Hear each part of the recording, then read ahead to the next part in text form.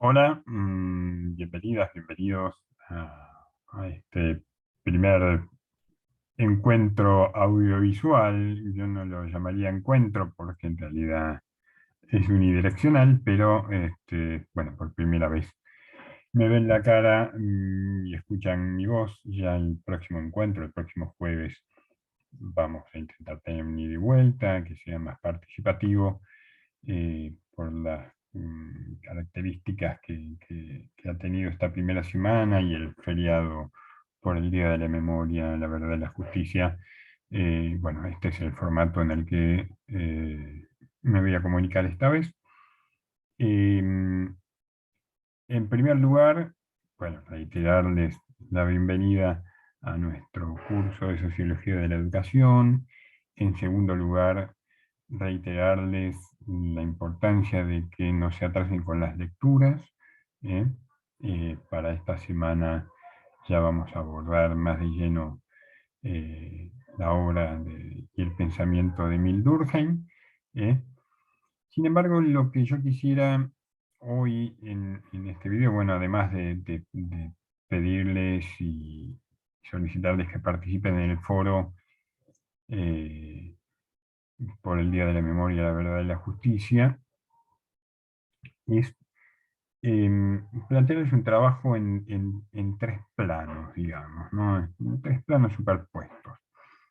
El primer plano tiene que ver, obviamente, con las lecturas de la carpeta de trabajo que les proponen las autoras, este, Nora Groove, Moyano, Karlinsky, eh, que lean cuidadosa y detenidamente la introducción y que lean los contenidos de la unidad uno en lo que desarrolla la primera parte, la teoría y el pensamiento de Karl Marx, y en la segunda, el de Emil Durkheim.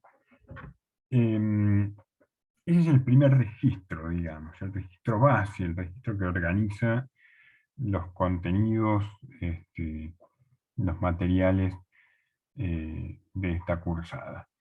El segundo registro que vamos a emplear va a ser el de trabajo con algunas de las fuentes bibliográficas, con algunas de los textos de los trabajos originales que los autores abordados han desarrollado.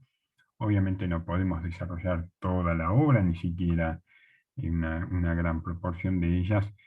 Abordamos algunos de esos textos de manera específica para ver cómo van construyendo algunos de esos conceptos principales que conforman sus grandes teorías generales. ¿m?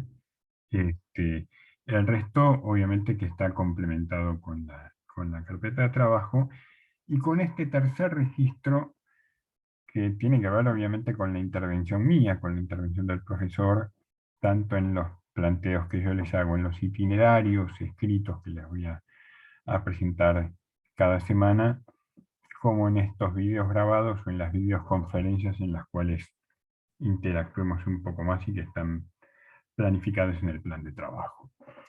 De modo que estos tres registros, carpeta de trabajo, bibliografía y diálogo didáctico conmigo, con el docente, este, conforman estos tres niveles em, que a modo de relatos y metarrelatos de esta materia va a ir construyendo los contenidos, aquellos saberes que creemos que es importante construir de manera colectiva y que están expresados en estas cuatro unidades que conforman el programa de la materia. Y antes que nada, yo quería proponerles eh, para este primer encuentro, eh, mm, hacer una introducción, trabajar un poco el sustrato dentro del cual surge la sociología de la educación, ponerla en contexto. Un poco de eso trabaja el texto de Álvarez Uría, que hay que leer, que tuvieron que leer para la semana pasada, este, pero me gustaría establecer algunas notas, en particular, enlazar, relacionar algunos fenómenos que los sociólogos, los historiadores llamamos genéricamente o englobamos en fenómenos del mundo moderno, ¿no? Aquellos grandes acontecimientos, aquellos grandes procesos históricos sociales, ¿m? Y culturales, ¿eh? Que han hecho con que a partir de principios del siglo XVI, este, eh, perdón, fines del siglo XVI, principios del siglo XVII, fuera emergiendo un mundo radicalmente distinto al que existía antes, ¿no? Fuera emergiendo y consolidándose un mundo radicalmente diferente al que existía antes. Este, voy a tratar de compartir una pantalla, eh, si me tienen paciencia.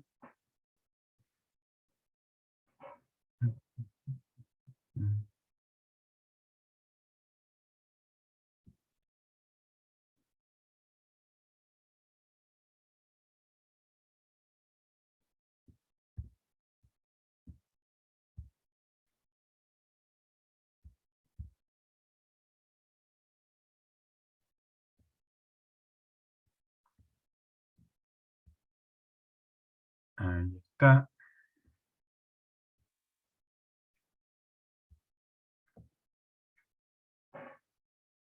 Bueno, básicamente con este presi, yo lo que voy a hacer resumidamente, en resumidas cuentas, es poner en contexto la sociología y la sociología de la educación en el marco de este mundo moderno, de este mundo radicalmente nuevo, ¿no? Porque la sociología y la sociología de la educación surgen en un momento histórico y preciso, fundamentalmente para dar respuesta a fenómenos que son radicalmente nuevos, ¿no?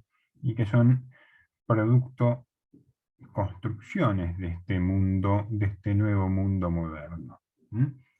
Este, así que yo lo que quiero, en principio, es analizar, o partir de analizar cuáles son estos grandes fenómenos y estas grandes transformaciones del mundo moderno.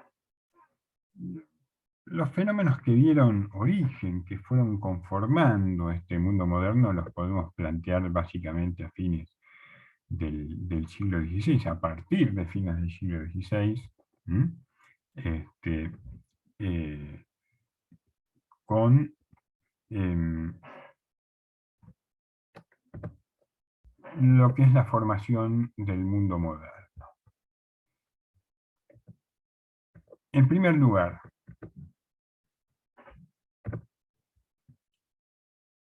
la Reforma Protestante. Eh, Uno de los grandes pilares, uno de los grandes procesos que dieron forma a este mundo moderno ha sido sin duda la Reforma Protestante. ¿Qué fue la Reforma Protestante?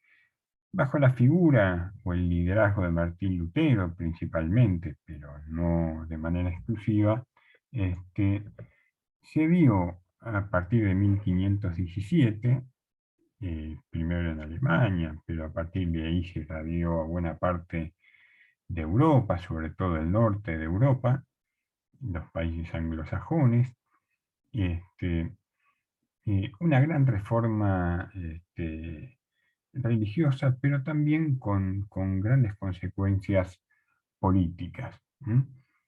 La reforma protestante surge como reacción al anquilosamiento doctrinario que regía en la Iglesia, el abuso del poder, la corrupción y la ostentación de riquezas que primaba sobre todo en Roma, pero también en las iglesias de los distintos países, de los distintos reinos, este, por parte de la Iglesia Católica, pero que estaba fundamentalmente representada en la figura del Papa, en el verticalismo que se organizaba, en que se organizaba la Iglesia a partir de la figura del Papa y, y la sede romana de la Iglesia Católica. ¿Mm? Representa una respuesta a la necesidad de una renovación moral en la época, una renovación moral y religiosa que en los primeros años del siglo XVI ya existía, estaba en el ambiente, agitaba a todos los países de la vieja Europa, a una multitud angustiada, y más ávida que nunca de certidumbres. ¿Mm? En primer lugar, la salvación por la fe y no por la voluntad de Dios o de la Iglesia. ¿Mm? este, y la libre interpretación de las Sagradas Escrituras fueron los dos pilares que expresaron una renovación con consecuencias más allá de lo religioso en el campo social, económico y cultural.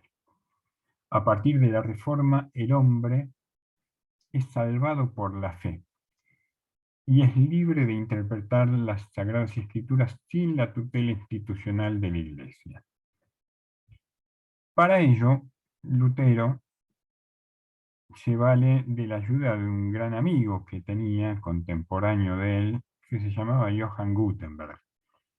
Johann Gutenberg había inventado, desarrollado, un dispositivo que estaría llamado a tener una enorme trascendencia en la conformación de este mundo moderno, que es la imprenta, la prensa de tipos móviles. ¿Mm? Este, lo cual permite que el primer libro eh, impreso de forma masiva sea la Biblia, pero no cualquier versión de la Biblia, sino la traducción de la Vulgata en el idioma alemán hecha por Martín Lutero. ¿Mm? Eh, para Martín Lutero era fundamental, Lutero decía, Dios le habla a cada uno del modo en que cada uno está capacitado de escuchar a Dios. Lo que decía Lutero es hay que despejar a los intermediarios, hay que quitar de en medio a la tutela de la Iglesia. Para eso, cada uno tiene que ser capaz de leer y de interpretar la Biblia. Y primero y principal, para eso hay que alfabetizar a las grandes masas de creyentes. Hay que alfabetizarlos. Y si no, ¿cómo van a escuchar la palabra de Dios? ¿Cómo les va a llegar la palabra de Dios? Esta interpretación individual es un cambio radical, digamos, en cuestiones dogmáticas y doctrinarias hasta el momento, de una iglesia que, que se basaba o que basaba su sistema de dominación sobre todo en la ignorancia y letralidad de las grandes masas de creyentes, ¿no? Lo que aprendían los creyentes, lo que entendían de las Sagradas Escrituras, era por aquello que les contaban los sacerdotes en la iglesia. ¿Mm? Entonces, este primer paso además tiene una implicancia educativa, pedagógica y didáctica fenomenal, ¿no? El primer gran movimiento alfabetizador en la historia moderna lo inició la reforma protestante. Y en segundo lugar, tiene que ver, relacionado con esto, con el lugar que ocupa el individuo, ¿no? La salvación por la fe. ¿Eh? Este, em, ya la salvación no está mediada por la iglesia. Dios sabe quién es digno o no es digno de salvación. Uno se salva por la fe que expresa. Y esto tiene que ver fundamentalmente con lo que Max Weber llamaba la ética protestante, ¿no? La salvación por la fe tiene que ver con el tipo de vida que uno lleva, con la ética que rige la vida de los individuos.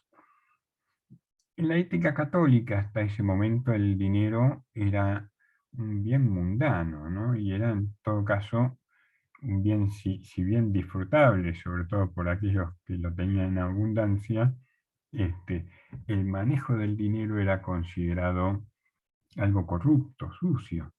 Por eso los grandes prestamistas y los primeros banqueros en Europa no eran católicos, sino que eran judíos, ¿no? Esta ética protestante viene a romper con esto también.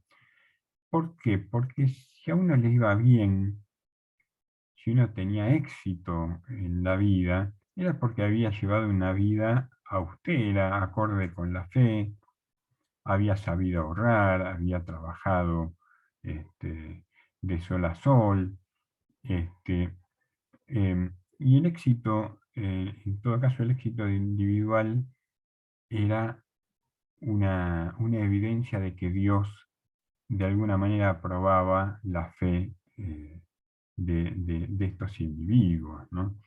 Esta ética protestante, este, esta ética individualista de la salvación, también tiene que ver como una forma de legitimar el naciente capitalismo, la ideología del naciente capitalismo, ¿no?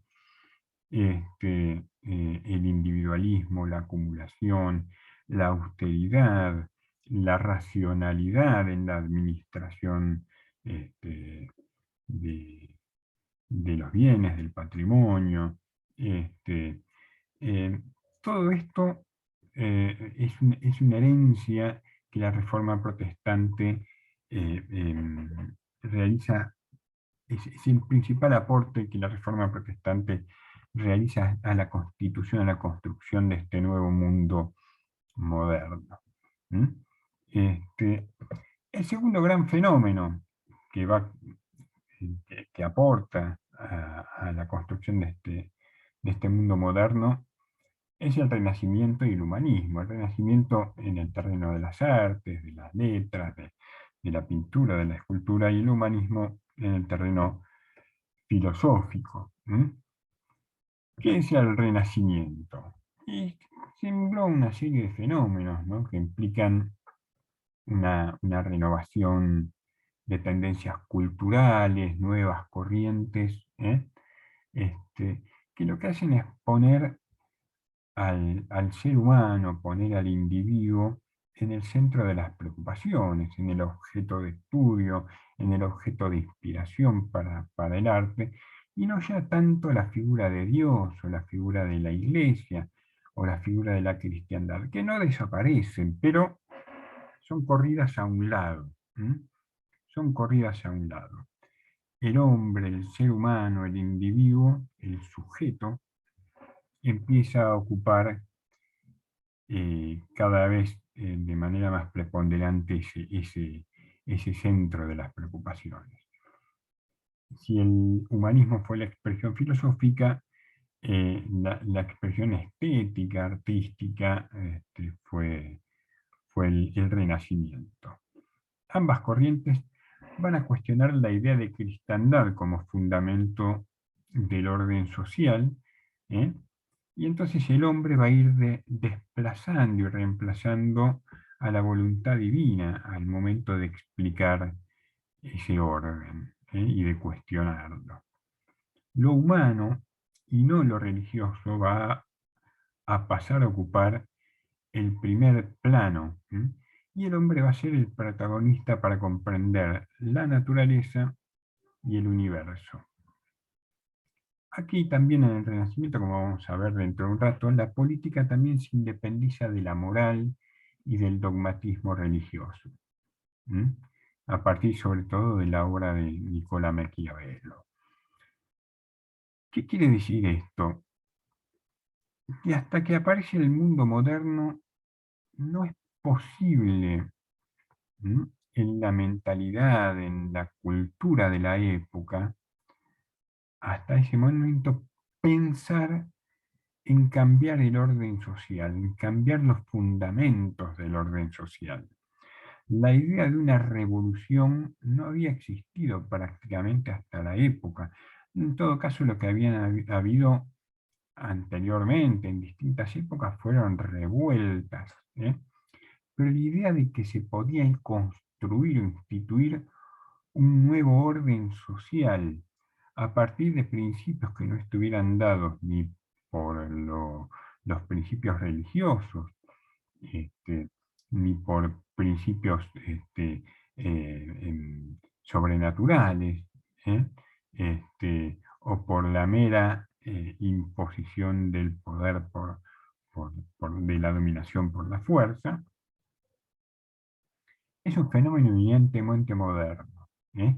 Y el Renacimiento, la Reforma Protestante, el humanismo, han contribuido fuertemente a este planteamiento que adquiere o que se desarrolla en su plenitud a partir de la Revolución Francesa, que es la primera gran revolución en la historia de la humanidad.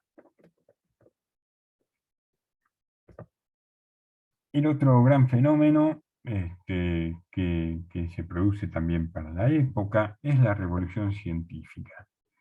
Hemos escuchado seguramente en muchas oportunidades hablar de científicos como Galileo, como Bacon, Descartes, Borelli, Boyle, Newton. Todos ellos contribuyen a romper con la ciencia medieval.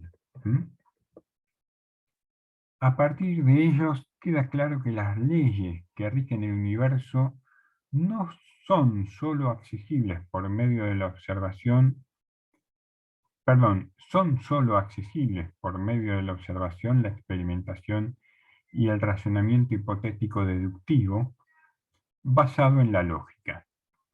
Es decir, el método científico pasa a ser el modo de legitimar el conocimiento del mundo.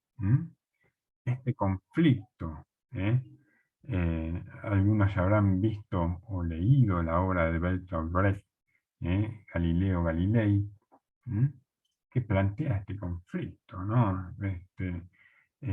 ¿Cuál es la fuente de la verdad? ¿Cuál es el conocimiento legítimo? ¿Eh?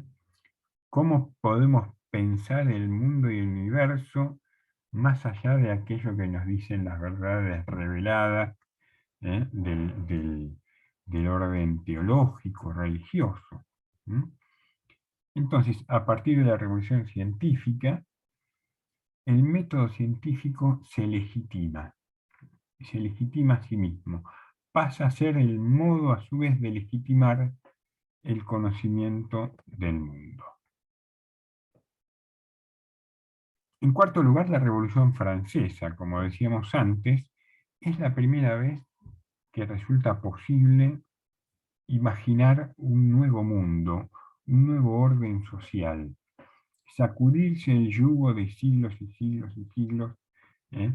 de, de, de una dominación basada fundamentalmente en justificaciones, en fundamentos de índole teológico y religioso.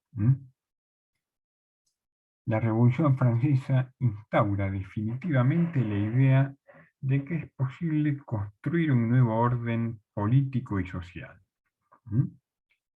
Para eso lleva a la práctica las ideas del iluminismo contra el absolutismo monárquico y va a instaurar sobre todo los valores de la libertad, la igualdad y la fraternidad como valores universales. Por último, la Revolución Francesa también, además de ser la primera vez que se logra pensar y llevar adelante esta idea de que es posible instaurar un orden social sobre nuevas bases, sobre nuevos principios, esto se hace por el empuje de la burguesía como la nueva clase social dominante, como la nueva clase social dinámica de todo el proceso social.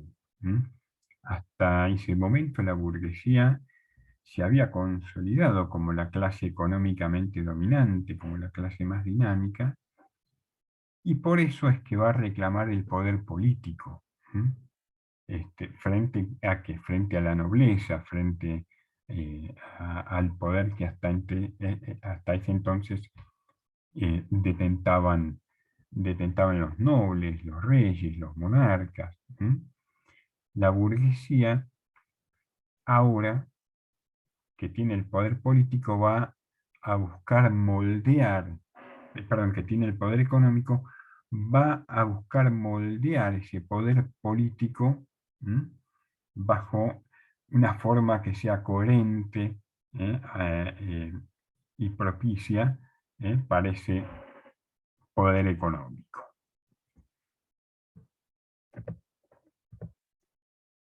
Por último, la revolución industrial.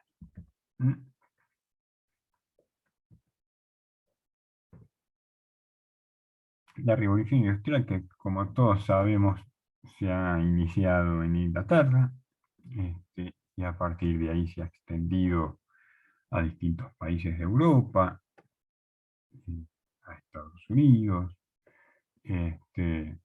y posteriormente en manera bastante despareja al resto del mundo. Es un proceso que, que se consolida a fines del siglo XVIII y principios del siglo XIX y va a modificar el sistema productivo y económico de Europa y de gran parte del mundo. El desarrollo científico y tecnológico de los años precedentes, toda la revolución científica, la revolución cultural que implicó el humanismo, y que implicó la reforma protestante, este, eh, el Renacimiento, llevaron, impulsaron ¿eh? La ciencia ya aplicada al mundo de la producción, el maquinismo, la adopción de nuevas fuentes de energía, lo que permite generar la fuerza necesaria para aumentar la producción de bienes y, en definitiva, de riquezas como nunca antes se había visto. Karl Marx va a definir, entre otras cosas, el capitalismo ¿eh? como un inmenso arsenal de mercancías. Lo que caracteriza el modo de producción capitalista, el capitalismo, es eso, mercancías por todos lados. Mercancías por todos lados. El ascenso de la burguesía y la disponibilidad de grandes masas de proletarios en las ciudades hizo surgir a la fábrica como el lugar privilegiado para la producción en masa de esas mercancías. Paralelamente, obviamente, se mejoran y se amplían las vías de comunicación, sobre todo el ferrocarril, pero también los sistemas de navegación, los sistemas portuarios, y a partir de ello se amplían los mercados internos y los mercados externos. Es decir, se conforma un sistema económico realmente mundial por primera vez en la historia.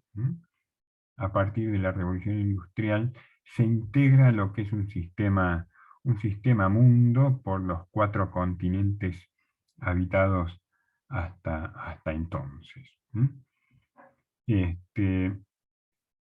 Lo que da lugar, entre otras cosas, a una extraordinaria expansión del consumo, y en consecuencia el capital industrial es acumulado e invertido en enormes cantidades.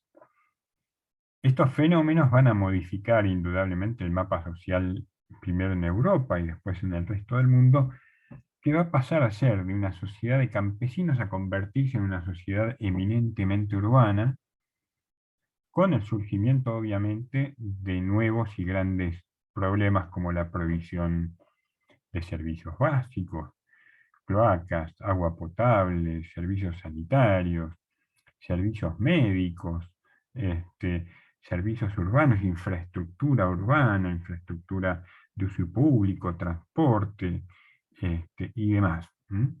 Es decir, toda una nueva serie de nuevos problemas que surgen de transformar urbes relativamente pequeñas, casi aldeas como eran antes de la revolución industrial, en megaciudades, en ámbitos mega urbanos, con, con- con una densidad de población creciente y cada vez más fuerte, con nuevos requerimientos, con nuevas necesidades, con nuevas demandas.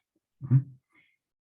Em, Se agudiza entonces, a la vez que se agudiza la división social del trabajo, es decir, la separación entre el capital y el trabajo, entre quienes poseen los medios de producción y quienes solo poseen su fuerza de trabajo para vender, junto con la división internacional del trabajo, es decir, países que acumulan capital y por ende pueden darse el lujo de agregar valor, ¿eh? Transformar materias primas en bienes de consumo masivo, y países proveedores de materias primas, países en los que prima básicamente la producción primaria, el extractivismo. Se va constituyendo dentro de ese nuevo sistema mundo, de ese nuevo orden económico mundial, ¿m? Una clara división de trabajo. Países ricos, industrializados, países pobres, proveedores de materias primas. Lo que se llamó en su momento el imperialismo, ¿no? Tenía el colonialismo y el imperialismo impregnan esta fase de desarrollo del capitalismo mundial. ¿Mm? Entonces el capital, en tanto medios de producción, se separa del trabajo, que es la fuerza productiva, y a su vez grandes masas de trabajadores desplazadas del campo, ya sea por la expropiación, por la expulsión, por el desempleo, porque en el campo se va mecanizando, el campo se va tecnificando, va expulsando grandes masas de trabajadores que se concentran en las ciudades en condiciones propicias para la explotación. Por eso también aparece lo que vamos a ver dentro de un rato, es la cuestión social, ¿no? ¿Qué hacen los estados, qué hacen las sociedades con esto nuevo que aparece, con estas grandes masas de trabajadores sin empleo, con con estas grandes masas de proletarios que no tienen otra manera de subsistir y de reproducirse si no es vendiendo su fuerza de trabajo.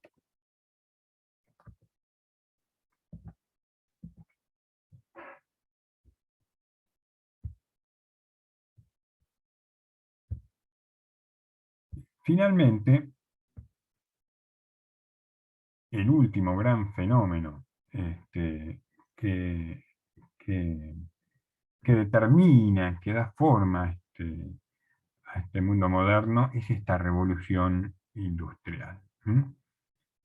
Reforma protestante, el Renacimiento, el humanismo, la revolución científica, la revolución francesa, la revolución industrial, van puliendo, van dando forma a este mundo radicalmente nuevo, radicalmente separado de ese orden o de ese antiguo orden medieval, teológico, mm, escolástico en sus formas este, de, de interpretación y de conocimiento, para dar lugar a este mundo moderno.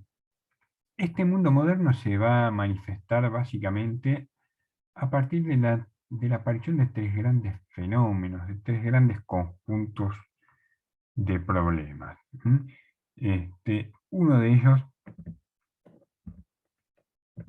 perdón, equivoqué la dirección, uno de esos grandes fenómenos emergentes de este mundo moderno es sin duda la consolidación de los estados-nación modernos. de los estados modernos. Esto supone un largo proceso de unificación territorial, de unificación política territorial.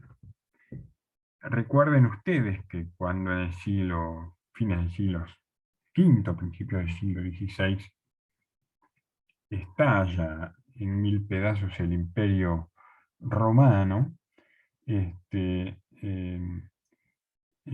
se parte en cientos, miles de unidades políticas menores, ¿no? Eh, eh, y poderes superpuestos, potestades superpuestas. El poder religioso de Roma y del Papa este, también convive con los poderes de los señores locales, los nobles, los condes, los señores feudales, con el poder de los reyes, de algunos emperadores, como el Sacro Imperio Romano Germánico. Este, eh, es decir, se superponen distintos niveles de potestades que no están dadas no están determinadas por la cuestión de una soberanía territorial. ¿Por qué? Porque el poder, por un lado, tiene un origen o un fundamento de ese origen divino, un fundamento teológico, pero al mismo tiempo deviene hereditario, es decir, son potestades heredadas, sobre todo a partir de uniones familiares. Eh, los distintos reinos eran patrimonio de sus señores, de sus monarcas, por herencia y por derecho divino. ¿Mm? De modo que el poder que ejercía un monarca podía constituir distintos reinos a su vez. ¿Mm? Este, Sabemos que Carlos V, por ejemplo, era el rey de España, pero al mismo tiempo era el rey de Nápoles. Por eso sabemos que distintas dinastías como este, los Austrias gobernaban en distintos reinos, o como los Borbones que gobernaban en Francia y llegaron a gobernar en España de manera simultánea, ¿no? Este, em, este mundo medieval con distintas potestades o niveles de poder superpuestos eh, en un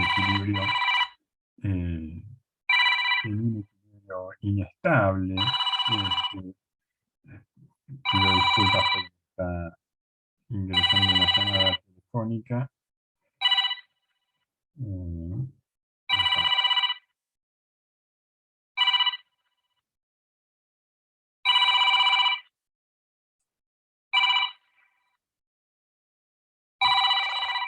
eh, Les decía, este, este mundo eh, em, medieval, constituido por diversos poderes y potestades superpuestas, este, a medida que dentro de su seno se va generando una nueva clase social, la burguesía, que va consolidando su poder a partir de mercados, ¿eh?